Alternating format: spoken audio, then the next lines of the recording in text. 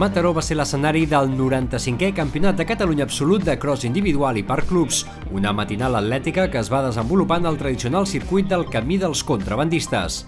Organitzat pels Lluïsos de Mataró, la competició va permetre veure els millors corredors de cross de les categories sènior, promesa, júnior, juvenil, infantil i benjamina. El punt àlgid, com no podia ser d'una altra manera, va arribar amb les curses sènior i promesa, amb les primeres espases del cross català. A la prova, la gran favorita era Lídia Rodríguez, que va fer bons els pronòstics. L'inici de la cursa no va ser massa ràpid, però cap a la meitat del circuit, les més fortes van anar fent la selecció natural i les unitats del grup capdavanter es van anar reduint.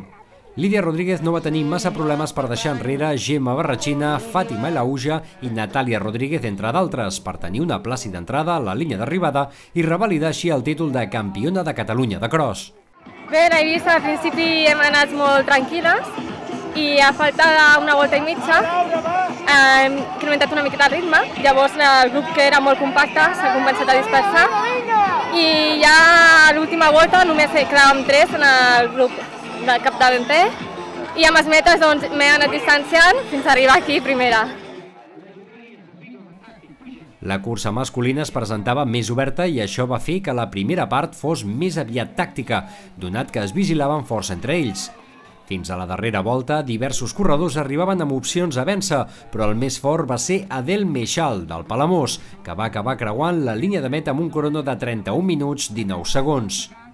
En uns darrers 500 metres molt ràpids, Carles Castillejo i Elias FIFA aconseguien sobrepassar Omar Uxif i completaven el podi del campionat. La clau d'aquesta victòria ha estat de les meves anteriors marques de fa una setmana, als quals els atletes m'han tingut massa respecte en el sentit que m'anaven vigilant, esperant l'última volta, quan anava a canviar jo, i ningú ha donat la cara, o sigui que ha sigut una cursa una miqueta, diguem, lenta, i només s'ha corregut a l'última volta, la veritat. Finalment, els títols per club de la categoria absoluta van ser per l'Atlètic Barcelona en homes i pel Club Esportiu Montornès en dones.